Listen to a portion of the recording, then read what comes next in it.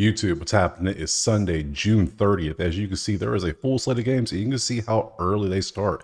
I tried to make this video last night, but the websites that do my data do not update at 2 a.m. Eastern, apparently.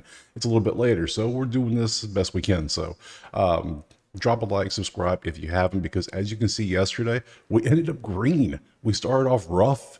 I made halftime adjustments. I'm a second half team, apparently. We come out 7-6 on the day plus 0.57. We take 80 profits. We can. That's 5.2 for the week, 40 even for the last 30 days, and 74 for the past for the whole season. So you can see where the green and reds were. Overall, pretty good day. Again, 15 games. They start soon, so let's go ahead and jump into those right now. All right, first game. Nope. All right, first game we got Pittsburgh and Atlanta. Pittsburgh's lost 2. Atlanta's 1-2. Falcher 3-6 with a 4 ERA up against Schwellenbach 1-3 with a 5.4 ERA. You can see the nervy what they've done. The season combined is how you get this percentage with a probability. And I also show the last 3 and the last 1 so you can see what they've done recently. But we always look at the pitching and the batting and all that to determine if we want to take a nervy or not. Starting with the odds, we see Atlanta is pretty heavily favored at home, 9.5 and 9s across the board out there for your total. Looking at the bats, we see that both teams are getting 2.7 runs a game for 23rd. No advantage there. They're both downtrending pretty hard. 221 versus 213 on their averages. Again, they're about the same, and 10 versus 9. So there's no advantage here on offense. The only thing is both offenses do not look good right now. They look pretty terrible, let's be honest. Looking at the pitching, Spencer Schwellenbach going out there 5-4 with a 1.28. You can see he hasn't faced Pittsburgh, but he's not terrible, but 3.6214. I mean, he's going to give up a couple runs. He's expected. Looking at this, we're expecting at least probably about 3 runs out of him at least. Looking at his counterpart Falter over here, he's got a 4 with a 1.14. He has faced the Braves. 7.16 back at the end of May, so about a month ago. You can see how he pitched against the Braves, and this was in Pittsburgh. But now, since then, he had a great game. But then June has not been his month. He's been giving up a good bit of runs as well. So we have 2 offenses that are struggling pretty hard to score, because you can see the bats here. The bats just are not doing what they need to do. And you have 2 pitchers here in Falter who probably gives up about 2 or 3 runs. Schwellenbach probably gives up 2 or 3 runs. And we have odds here of 9.5. I can't do that. That doesn't make sense. If it was 7.5, I'd probably take the over. But I can't trust the under in this one, because the pitchers they give up too many runs. If these were basic, like a little bit better pitchers, under for sure. But I got to pass on that. And for the side, how are the Braves this much favored? You see the stats; they're about equal. The pitchers are about the same. The odds, the bat stats are about the same. I don't see how they're favored so much. It's got to be because of the name on the jersey. What else could it be? So for me, that makes me weird. So I'm going to pass on the entire game and just move on to the next one. Next up, we got San Diego and Boston.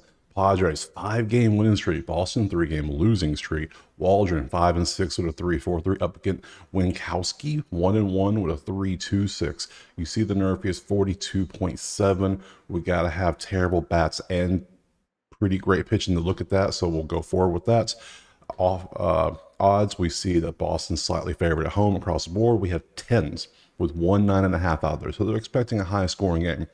Looking at the bats, I can kind of see why. You see San Diego's bats are still in fuego. They're still fire. They're still lava, magma, whatever word for hot you want to use.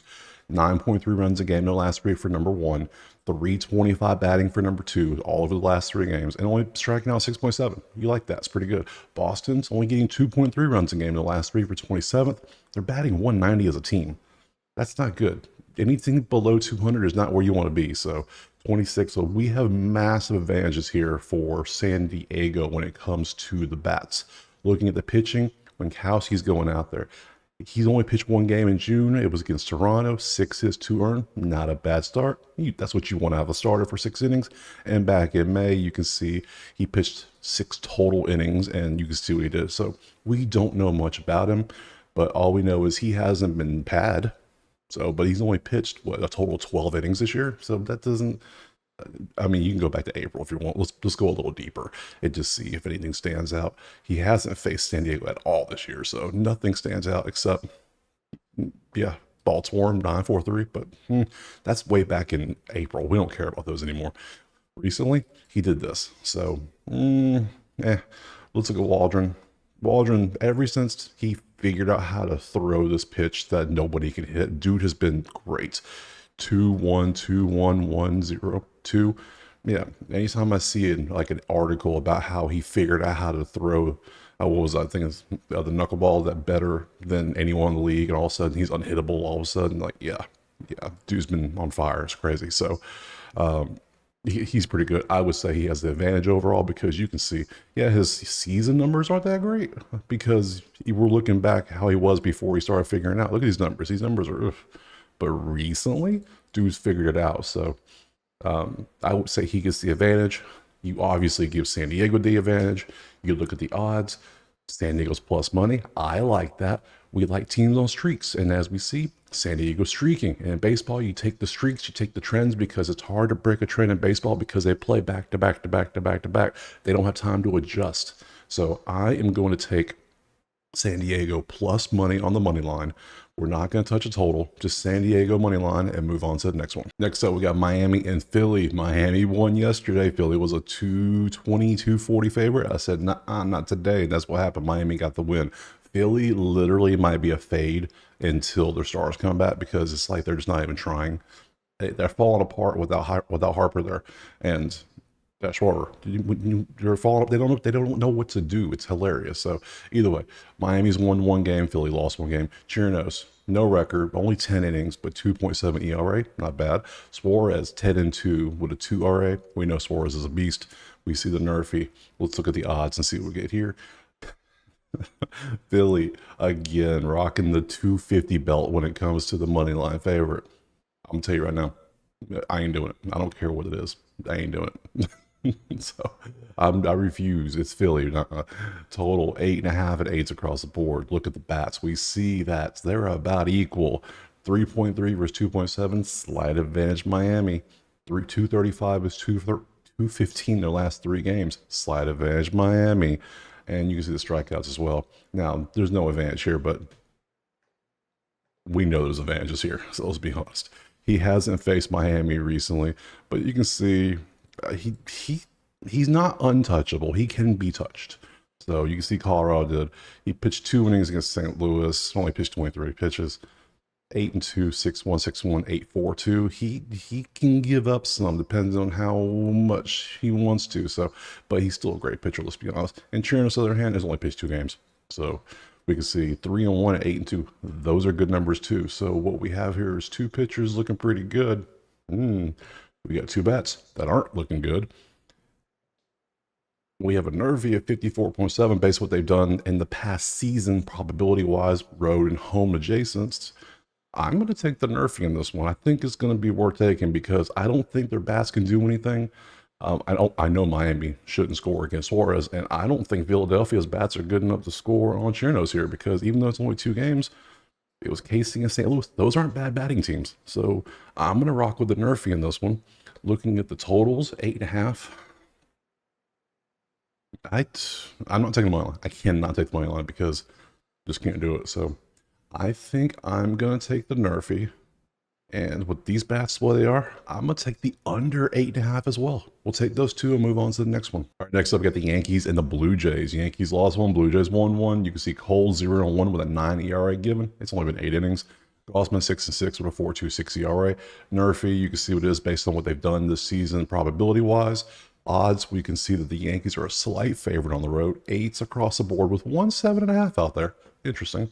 Bets, we see 7 versus 7.7 on runs per game. That is both top 4 in the majors in the last 3 games. The Yankees blew up 2 nights ago for I think like 16. Toronto's got 9 last night. So yeah, both teams are getting the runs. 271 batting for New York for 9th. Meanwhile, Toronto was batting 330. That's first in the majors in the last 3 games. So their bats are clicking. And Yankees are doing good. If you're top 10, that's good. So, and strikeouts 10 versus 9.7. They're both in the bottom half of the strikeout world. Now, there's not much of a difference here. Slight, albeit slight advantage to Toronto, but not much really. Looking at the pitching, Gausman's going out there at 4.26 with a 1.27 whip. You can see he hasn't faced the Yankees, but you can see his stats. He likes to give up runs outside of his 5-hit gem against Oakland. Just hasn't been his month. 6 for 6, 8 for 3, 6 for 4, 5 for 3. He's gonna. Looking at this. I expect him to say, I see him giving up at least 3 runs, if not more. Looking at his counterpart Cole, we don't know because last game was rough. 9 ERA with a 1 WHIP. You can see he had 3 for 2 against Baltimore, sure, but then the Mets teed off on him like it was a Sunday at Pinehurst. Just set him up and just drive after drive after drive. 4 home runs. Like, bro, come on. You get paid to be a good pitcher. This is that in good pitcher status.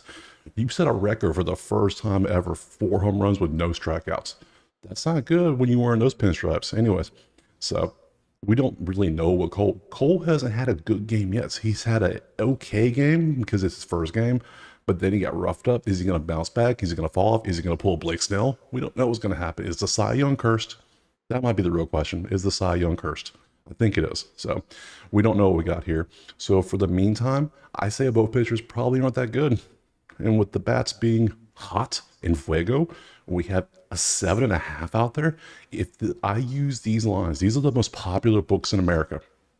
If you see this line on the screen, you can get this line at the smaller books. Guaranteed you can see it out there. And when I say other books, I mean you have to take a trip offshore and go somewhere else, if you know what I'm saying. Maybe a little place like Bovada or BetOnline or Heritage. You need those places. Been using them for 15 years. They're amazing. They're great. They do what they do. So either way, there's plenty of places. Always do your line shopping. If you're using one book, you're doing it wrong. So plenty of places. I'm going to take over 7.5. I'm not touching the side. I'm just going to take this over, sit back, root for runs, and move on to the next game. Next up, we got Houston and the Mets. Houston 1-1. Mets lost their last one. You can see both have 500 records, pretty much identical. Dubin 1-1 with a 5.64 up against Severino 5-2 with a 3.59. Murphy 57 based on what they've done this season. Odds, we see that the Mets are decently favored at home in this one. 9s and 8.5s across the board for your totals. Looking at the bats, we see both teams are pretty hot as well. Houston only getting 6 runs, but that's still 9th in the majors in their last 3. Mets 8.3 for second, 296 batting for Houston for 5th, 311 for New York for 3rd. So both offenses are swinging the bat pretty well, 8.3 and 6.7. So all we see here is barely an advantage for New York on the bats, but they're both hot. Let's see if the pitchers are not that good. We might be taking another over. Looking at the pitching, we got Dubin going out here. It's a bullpen game. That's all it is. It's easy. 2-2, 1-2. As soon as you see that, it's like, okay. Makes it harder because you don't know who's coming behind him. But you can see even though he's only in there for 1 inning, he's prone to give up some runs. That's interesting to see. So he's a relief guy, but he's not that good of a relief guy. 5.64 with a 1.6 will tell you everything you need to see usually. Severino's going out there for the Mets. He got roughed up against Texas. He hasn't faced Houston at all this year, but you can see he has games where he just falls apart. So he had a great game against the Cubs, but the Cubs are typically the bottom half of the batting average and run world, so that's not that impressive. Miami, same story, and Washington at the start of May wasn't that good either. So these look like good numbers, but they might be deceiving. So I think Texas being more closer to the top 10 range is what more indicative of what we see. I don't see him giving 6 runs, let's be honest, but I don't see him pitching a 1-run gem either. I see him giving close up to 3-ish runs. So we got that plus a bullpen game. Our odds are sitting at 8.5 and 9. Ooh, that seems kind of high, but then we see the bats for these kind of high. So I'm going to do the same thing I did last game. I'm going to take over 8.5 in this one, though. We're not going to take a side, even though I do lean the Mets, but I don't want to pay that juice. I just don't want to do it. When I can sit back and take 8.5, and I believe both teams will generate enough offense to hit this, we'll do that. Over next game. Next up, we got Washington and Tampa Bay. Washington's 1-1, Tampa lost 1. Old Patrick Corbin, 1-7 with a 5.46 up against Bradley, 2-4 with a 3.81. Murphy is 64.7, but not with these pitchers. No chance in hell. Moving on to that. Looking at the odds, we see Tampa's pretty decently favored at home. Totals are 7.5 with a lot of 8s out there. Looking at the bats, we see Washington 4.7 runs a game in their last 3 for 13th. Meanwhile, Tampa 2 runs a game in their last 3 for 30th. But the Murphy didn't hit yesterday. So what can you do? So 232 for 20th for Washington. Meanwhile, Tampa's 178. You can see the advantages for Washington, let's be honest. They have the advantage offensively. Tampa is just struggling mightily right now to do anything with the bats. Washington, even though they had the advantage, 13th and 20th, that doesn't give you, those are middle of the road numbers. So, and you see strikeout 7.7 and 9. Nothing really stands out there. Looking at the pitching, old PC over here, 5-4, the 153 has not faced Tampa, but you can see 5-3 against San Diego, 3-1 against Arizona is not a bad game. 4-1 against Detroit is not a bad game. That's not a good game. That's a Patrick Corbin special right there. 7-6, 6-2, 4-3, 9-8. So what we see is he's prone to give up runs. He's more likely to. It's almost equal that he'll have a 1-run game as he will have like a 7-8 run game. So to my mind, he's giving up 3 or 4 runs. That's what he's probably going to do. Looking at, even though Tampa Bay's offense is atrocious, I still think he gives up like at least 3 runs.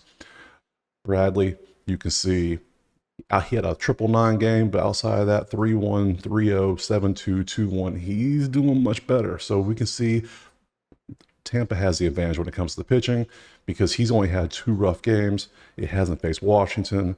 It was Boston and Baltimore, but then he bounced back against Baltimore, so they cancel out. So to me, Bradley's the better pitcher. We see Washington has the better bats. And around here, when you have one's better than the other, they cancel each other out. And what do? I lay off, we pass, and we just move on to the next game. Next up, we got Colorado and the White Sox. Colorado, 5-game losing streak. The White Sox have a 3-game winning streak in the year 2024 after being the worst team forever. They're still worse. Colorado's second worst, but looking at the matchups, we see who's the real worst team. It's the Rockies, let's be honest. Freeland, 0-3 with a 9.55. Crochet, 6-6. Soon to not be a White Sox, I'm pretty sure. As soon as he gets traded, I don't believe he'll be there right by the trade deadline.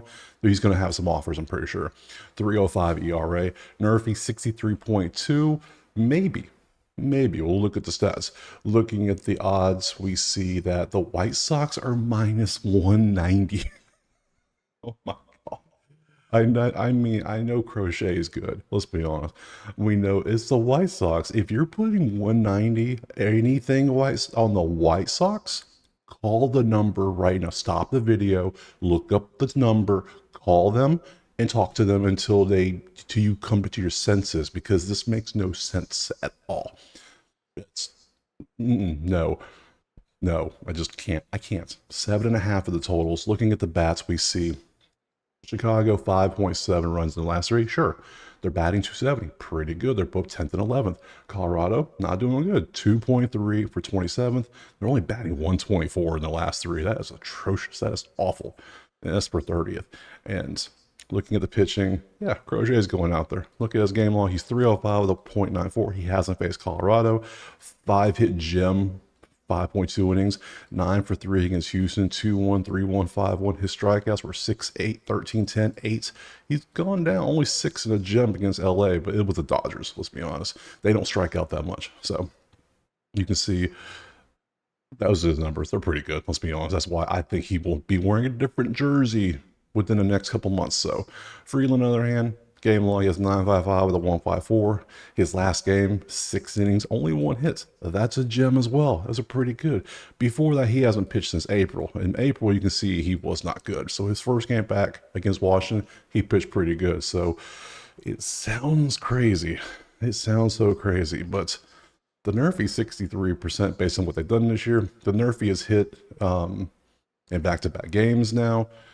You can see, yeah, I hit 2 games in a row now. I think I might go for the 3P on the Nerfy. I think I got to do it because between Freeland, that's a good game for him. He's not a bad pitcher. He just had a rough April.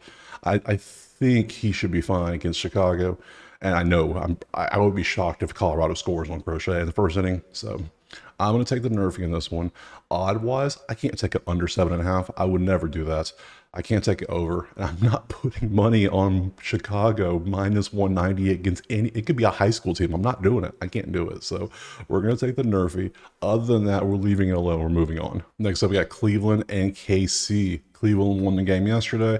Allen 8-3 with a 5.72 up against Lugo, 10-2 with a 2.37. Probably the premier pitching matchup of the day, if I had to say, based on what I've seen. Nerfy 47.6. Probably with these pitchers, we'll look at and see what we got. Odds, we have KC pretty moderately favored at home, 8.5s across the board. Looking at the bats, we see Cleveland is 18th with a 3.7 in their last three. KC 4.7 for 13th. So we have a slight advantage KC in the runs, albeit they're both middle of the road. 245 versus 278. That's 15th and 6th. Again, KC with the advantage, but middle of the road and top six. It's not even a 30-point difference really. So it's not that much of a difference. Then strikeouts 10.3 versus 7.3. You see there. Looking at the pitching, Allen got roughed up against Baltimore in his last start. He does have a 5.2 with a 1.5 for the season. Hasn't faced KC, but you can see he gives up runs like he's handing them out. So if you want runs, you go see Logan Allen. He'll hook you up. He got you. So everyone's got a run guy. So Lugo, on the other hand, you can see he started June off giving up runs, but he is slowly, every game is getting better and better and better. But look at the last couple of games were Miami and Oakland. Let's be real here. Come on. The Dodger game, that's impressive. Yankees, impressive. So Cleveland, I say impressive. It's only 4. I mean, so you can see his games are getting better and better. So it's either the competition was getting worse or he's getting better. I think it's more so the competition was getting worse and it was becoming easier for him. I still expect him to get up a couple runs, at least maybe 2-3 runs. Allen, he's a roller coaster. He's up and down. What we know we're going to get with him, it can be anything. He has not faced KC, so it's like, what are we going to get with him? I don't know. So the bats are middle of the road. I think the pitching is pretty much equal. There's nothing really stands out here. Both pitchers are pretty good, but they both have tendencies to blow up with runs. So I think for this one, because too many things are close together, I just don't like the odds in this one. I don't like the bats. To me, nothing's really standing out. So I'm just going to pass on this one and move on to the next one. Next up, we got the Cubs and the Brewers. Cubs won yesterday. Hendricks 1-5 with a 6.87 up against Peralta, 5-4 with a 4.03. Murphy's highlighted. We'll have to look at the pitchers to see what we got here. They're 63 based on what they've done this year. Odds, we see Milwaukee is pretty heavily favored at home in the 170, 180 range across the books. 8.5 is your totals out there. Looking at the bats, we see 4 versus 4.3 in their last 3 games. You can see there's no real advantage there. 230 versus 260 on the batting averages. That puts Milwaukee with a slight advantage, but that's only 30 points. That's not much of an advantage. 12 or 7.3 on the strikeouts. Chicago striking out, they're swinging everything. So looking at the pitching matchup, you see Peralta's going out there with a 4.03, the 1.17. You can see he has faced the Cubs. I'm sorry. He faced the Cubs back at the end of May, 5-2, 3-1-1. Pretty good game, let's be honest.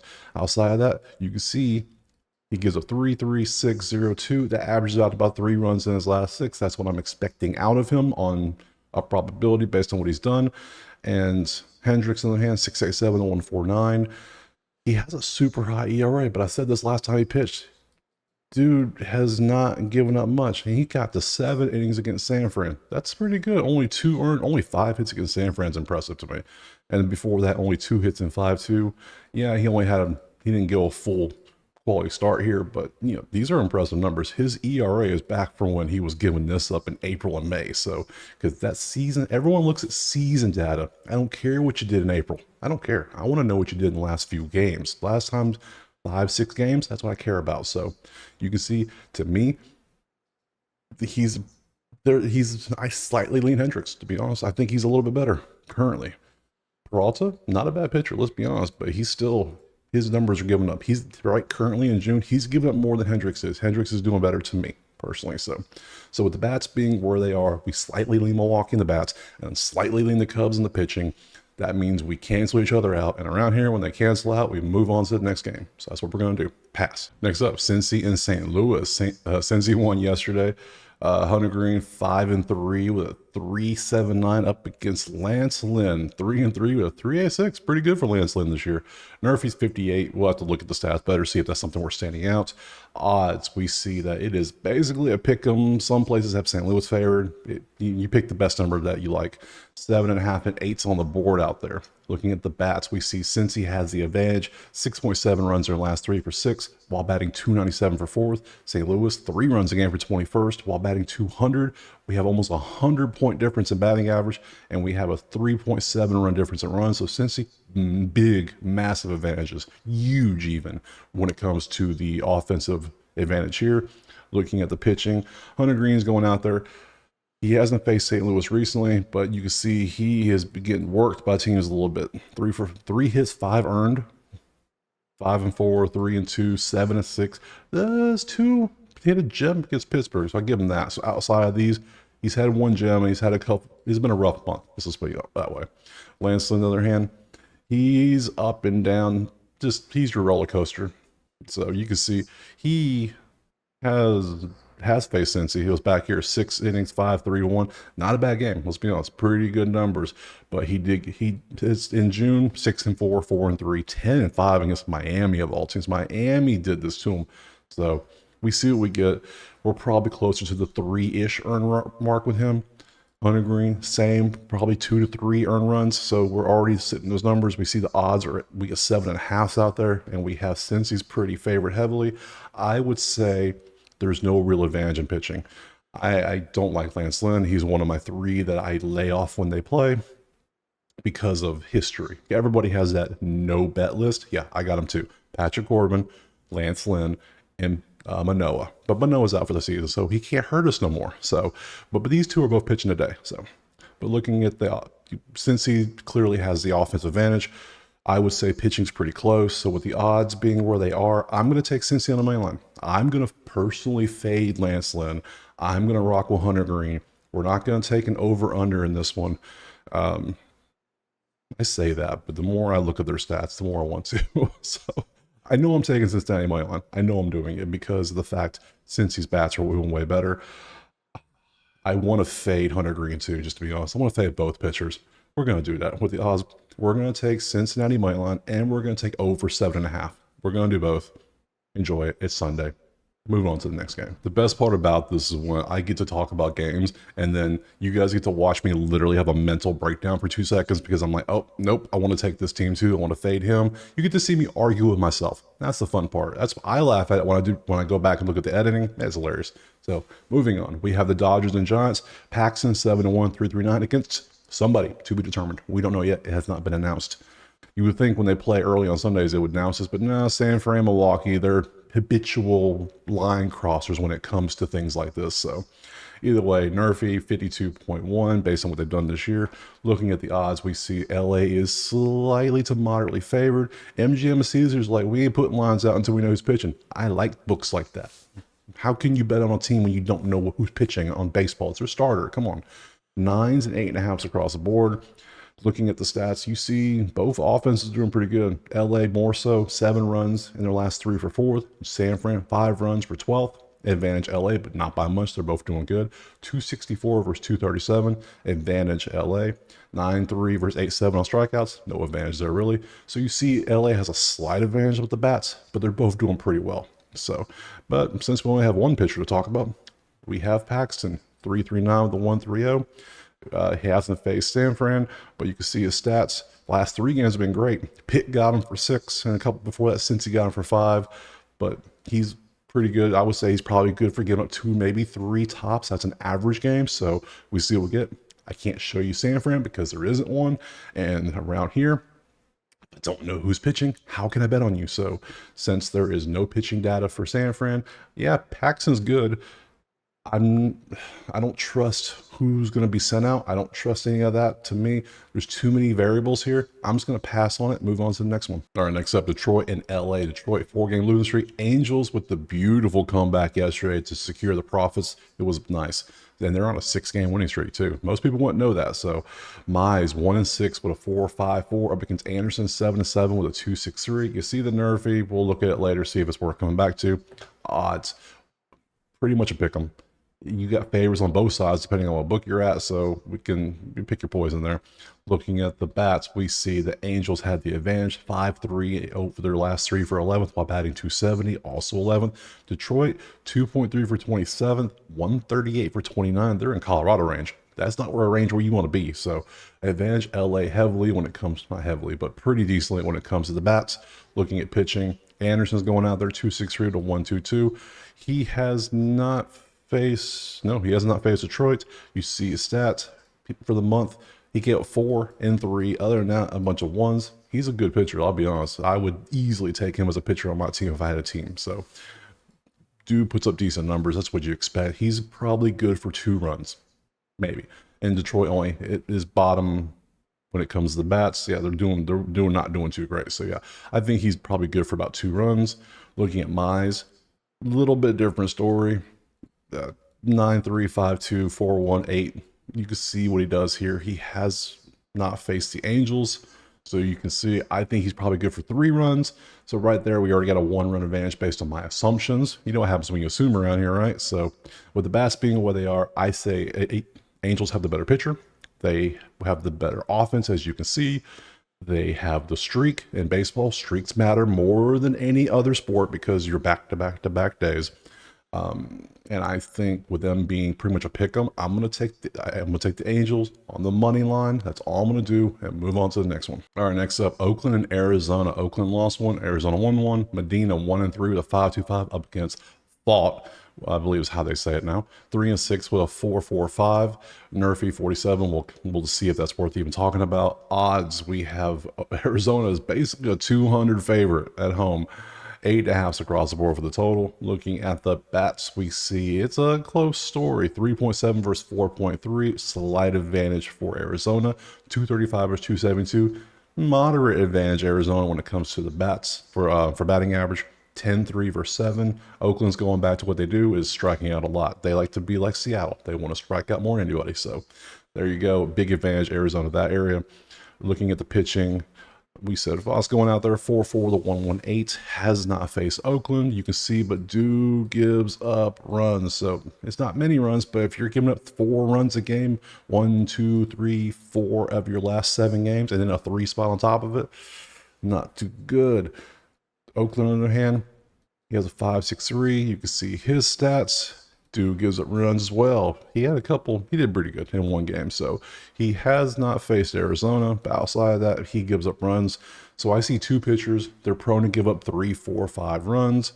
I see 2 bats that are middle of the road. I see the odds at 8.5. It's the juice is towards the under though, which is kind of funny. So for me, when we got 2 pitchers that give up runs like this, I'm going to take the over in this one, I believe.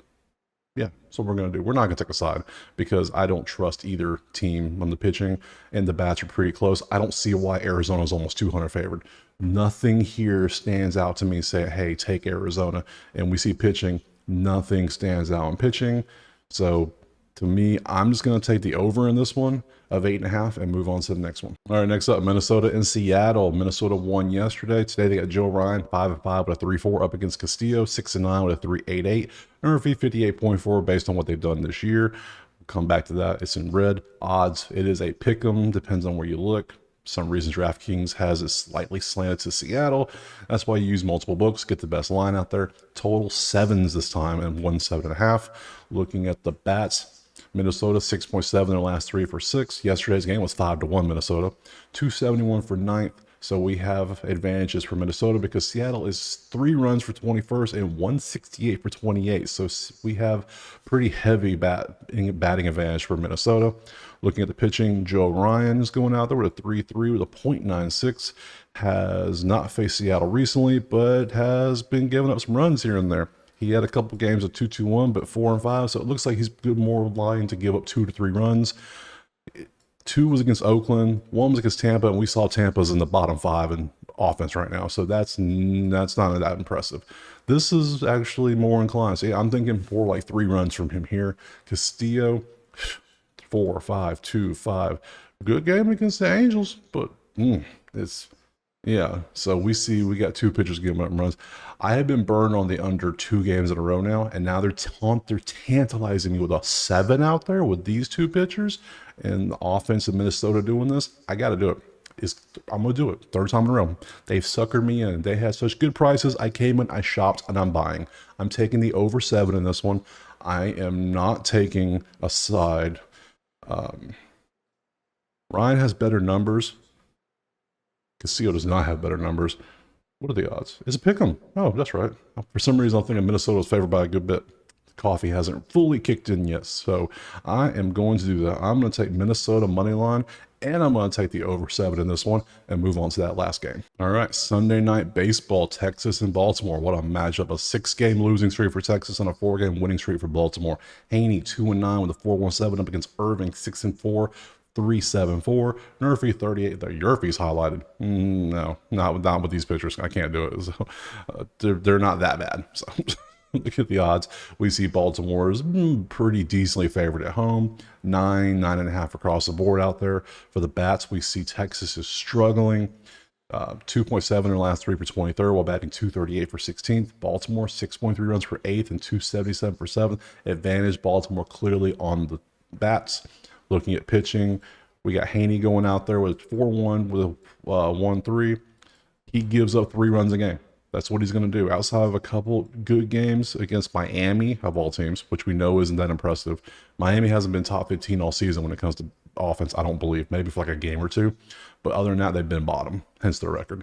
So you can see he's probably good for about 3 runs. That's what you expect. Irvin, on the other hand, 3-7 with a 1-3. Dude gives up runs too. Let's not act like he can't. Yeah. Both pitchers give up runs. Sunday night baseball is a little different than most games. Typically, you don't. I can't watch every game. It's baseball. If a lot of them play at the same time, I bounce back and forth a lot. Sometimes I have like quad boxes going on in multiple games. So, or I'm out doing things, looking at my phone, watching, updating the score nonstop. So this one's a little different. It's Sunday night baseball. There's nothing else on that I can watch tonight. So what I do is I watch this full game. And when I watch games like this, I like to be a little more action, make the game a little more exciting for me. So with the odds being 9.5, 9. Ooh, that sounds like a gamble right there, if anything. So I don't trust Baltimore. I'll be honest. I don't trust them on the 160 because he gives up runs. And if your pitcher gives up runs consistently, anybody can win. You need a dude who goes out there, gets a gym, and all of a sudden, yeah, he has not shown outside his one game against Boston last month. His last 5 has not shown he's the stud that could shut you down. So, and we saw Haney gives up runs too. He's good for 3. I'm going to take over 9 in this one. That's all I'm going to do. I'm going to sit back, enjoy my dinner, watch Sunday night baseball, get ready for work tomorrow, and just watch a whole bunch of runs get scored and have like a 10-12 final. Sounds good to me, right? That's it. All right, that's it. All Sunday night games broken down. Try to do it fairly quickly. Still end up being a fairly long video because a lot of information out there. But let's do a quick recap for the ones that just want to recap. I got you here. Pitt, Atlanta, we're going with a pass. Nothing there. San Diego, Boston, we're going to rock with San Diego money line. Miami and Philly, believe it or not, we're going with a Nerfy on that one. I ain't touching that money line. Nerfy and the under of 8.5. New York and Toronto, we're going over 7.5. Houston and the Mets, we're going over 8.5. Washington, Tampa Bay, we're laying off. We're passing completely. Colorado and the White Sox, we're going to trust the pitchers in that game and go with the Nerfy. Cleveland, KC, we're passing on that one. Chicago and Milwaukee, same. We're passing on that one. Cincy, St. Louis, we're going to take the Reds money line as well as an over of 7.5. Dodgers, San Fran. San Fran hasn't listed a pitcher, so that's going to be a pass. You might change your opinion based on who they list, but by the time I'm making this video, I can't do it. Detroit and the Angels, rocking with the Angels money line. Oakland, Arizona, we're going to do it again. We're going to go for the over of 8.5. Minnesota, Seattle, Minnesota money line, and for the 3rd time, I bought into it, over of 7. And for Sunday night baseball, Texas, Baltimore, over of 9. So that's it. There's your recap. All the games broken down. Drop comments. Let me know who you're taking today. Like, subscribe if you haven't, and hopefully we all end up in the profits, and we will see you tomorrow. Peace.